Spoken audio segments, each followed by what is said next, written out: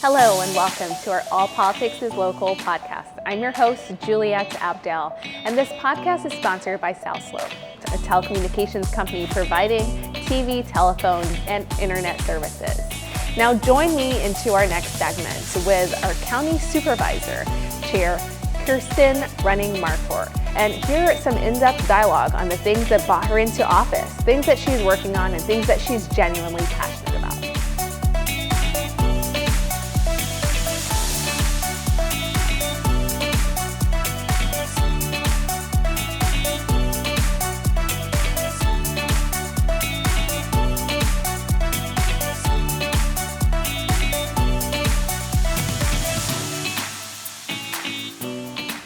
Good morning, afternoon, or evening, whenever it is you're tuning in to All Politics is Local podcast, sponsored by South Slope.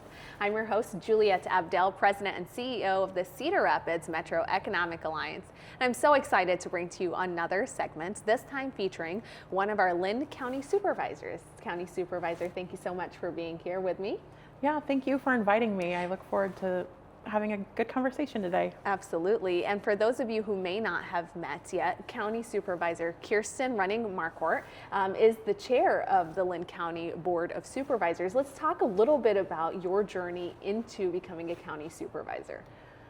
So I think my journey started a long time ago with, I had a family that was very involved in community efforts and politics.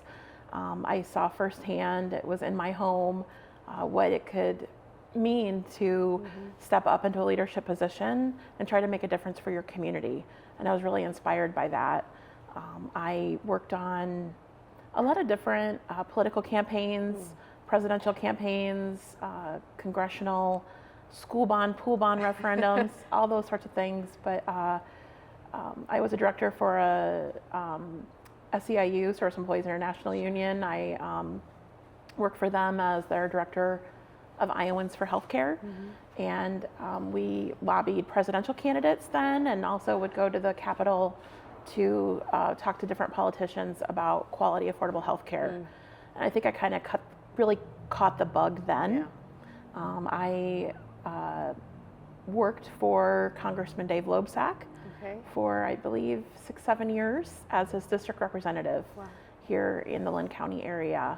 I really loved that. I learned a lot about our area as well, and then I ran and served as a Iowa legislator for 14 years. Wow. And loved doing that and serving our community and serving the county, especially the west side of Cedar Rapids. Yes. I'm very partial to the west side of Cedar Rapids. I can't help myself, but yeah. And then from there was an opportunity, and somebody had stepped down from the County Board of Supervisors. There was a sort of redistricting map redrawn, and there was an opportunity in my area to have somebody represent the west side of Cedar Rapids, Ely, Fairfax, and Walford side of the county. Nice. And I saw that, and I jumped at the chance to serve locally to the best of my ability, the people here in Linn County. And so really I take very serious serving others, and I put people first. And so that really has motivated me, and it motivates me in all my work here at the county. And how long ago was that journey into becoming a county supervisor now? Almost 4 years ago. Wow. Yep. Time's flown by? It was 4 years ago.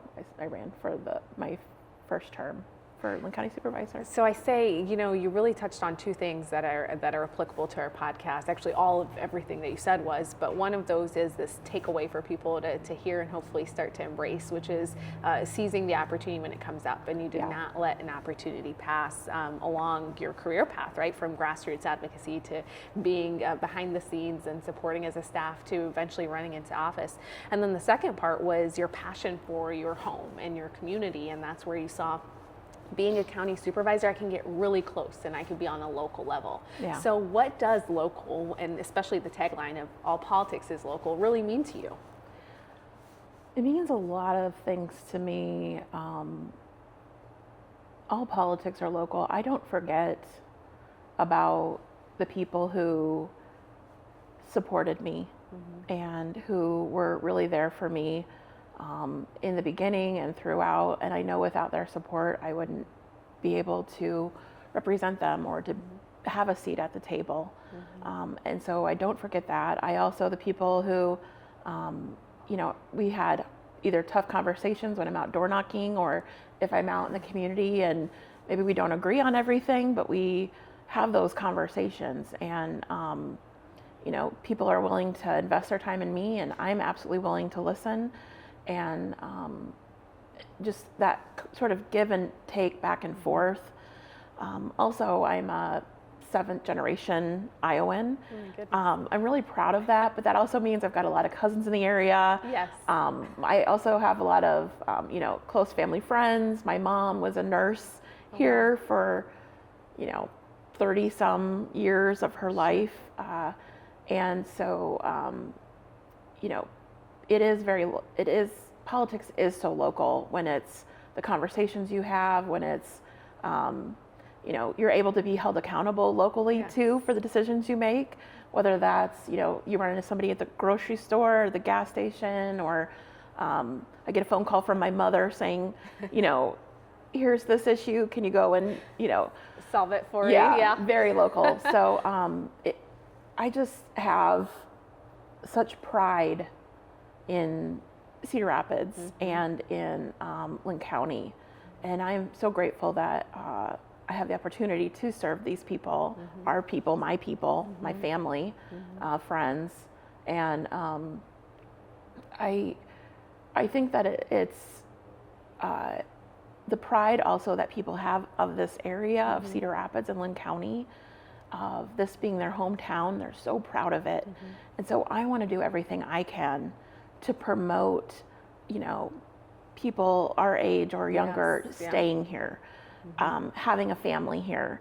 When I meet somebody who just recently moved here, I try to be as welcoming as possible because they're a part of our story moving forward as well. And, our community, we're doing a good job. I think, we can strive to do a better job of being a welcoming community. You all here at the Economic Alliance have worked really hard on that too. Absolutely. Working on having great public schools so people can have a trusted place for their children. Working on having activities for people to do in their fun leisure time as well, so that we have a good balance work life. Yes. And then also being pro-worker for the people who build this town, for the people who make our community what it is. I know you all support that. I support that. And then being pro-growth as well, that we can find a really good harmonious balance of making sure our people are protected, but then also making sure that we can be pro-growth moving forward. I probably going on too much here, but I really do. I love Cedar Rapids and I love Linn County. And would you say that those are some of the issues or the topics that are central to the work that you do? Meaning, like, if you had your own priorities or your wish list of I was coming back into being elected into this position, and these were the particular issues I was hoping to tackle or accomplish or focus on, would some of those be those particular issues, or were there others on your radar that you're working on or still hoping to get to? Yeah, absolutely. I've really focused on workforce development and economic development and making sure that we can do that in a fair and equitable way. That's really been a focus of my work. And whatever job I've had, I try to not only put my passion in that area, but put my work and my ability and, just to make sure that everybody gets a fair shot. And in promoting Cedar Rapids as well too. We had today at our Linn County Board of Supervisor meeting, we had a great presentation by our Julie Stowe with the tourism, Cedar Rapids Tourism. And it's just all sort of about the whole story of our community coming together, promoting diverse groups coming to our area to see what it's like, and not only spending money here, but maybe they'll want to be a part of our community as well too, and sharing our story and our history together. So it all starts with getting them out here. They get to see how cool of a community that we are, and choose to be here in the future, for sure. I don't know if it's appropriate or not to make a plug here when we're talking about all politics are local. That There are so many opportunities, I think sometimes that go a little bit unnoticed, but the county has several boards and commissions Absolutely, that we yes. have where people who maybe want to get involved or interested, we share our vacancies on our Linn County, Iowa website as well, where we ask people to serve the planning and zoning Yes, commission we have. Helps you, learn more about the ordinances that we have, land ordinances.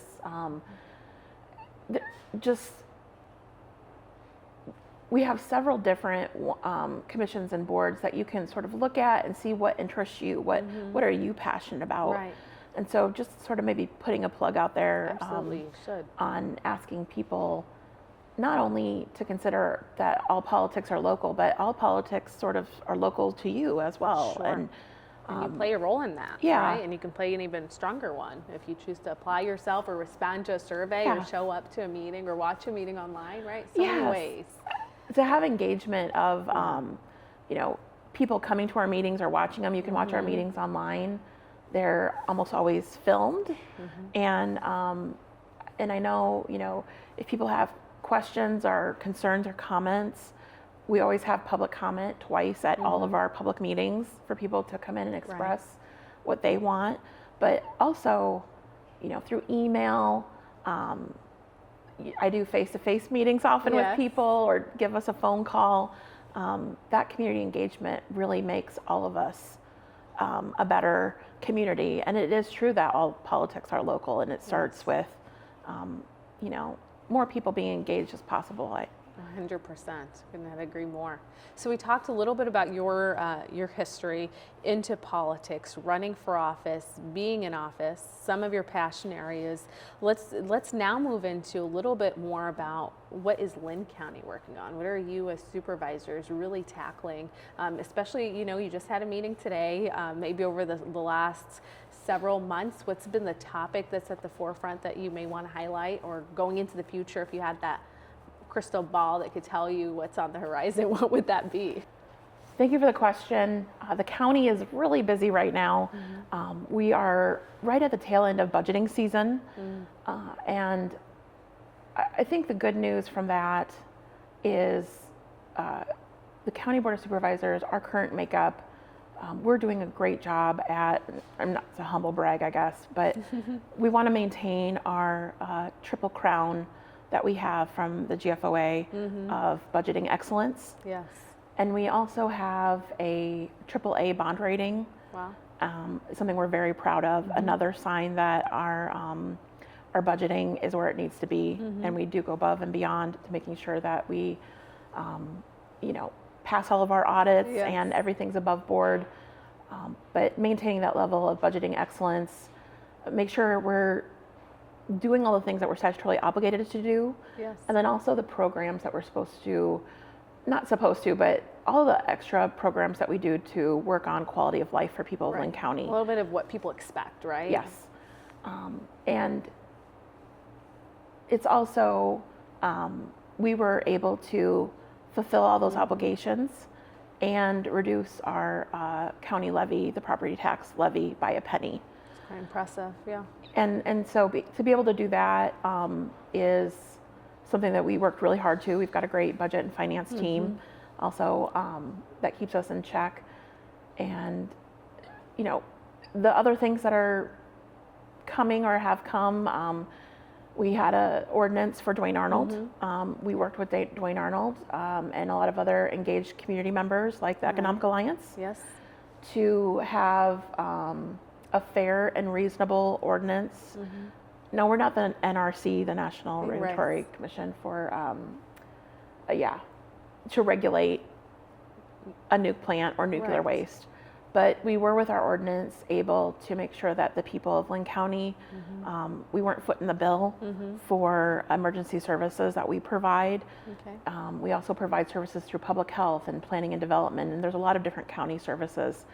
So we entered into that partnership with Duane Arnold, but we were part of them coming back online to meet some of the energy needs that our community is going to be facing.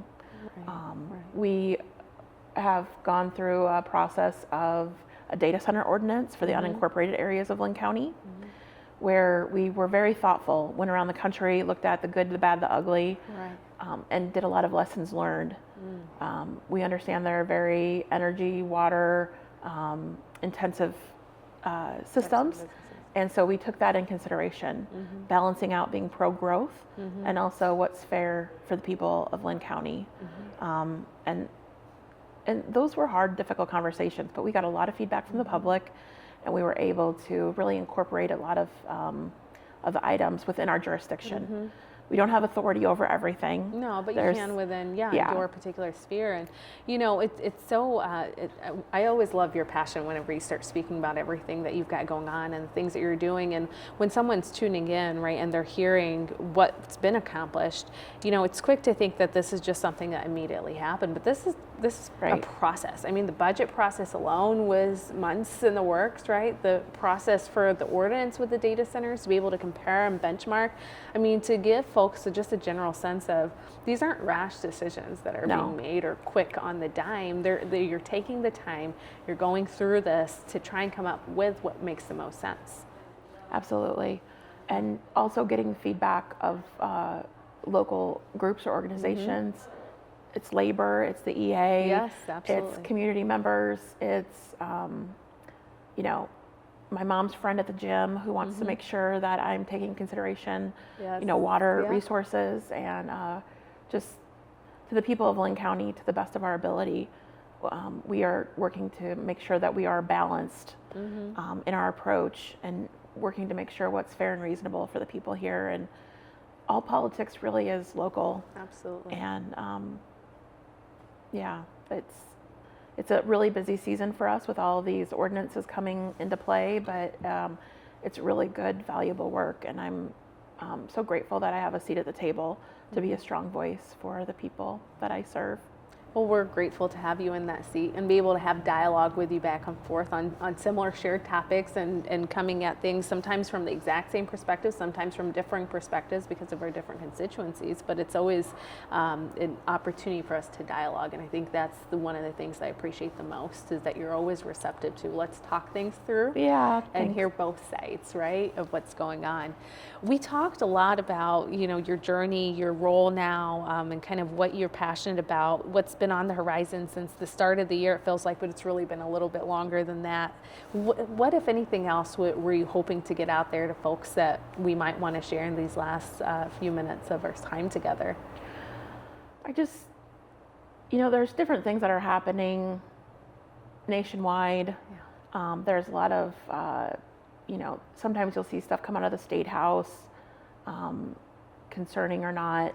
And I do want to just have a message of hope, and, you know, that, you know, if we do see things that are worrisome at different levels, that something you can do with that is get engaged locally. Yes.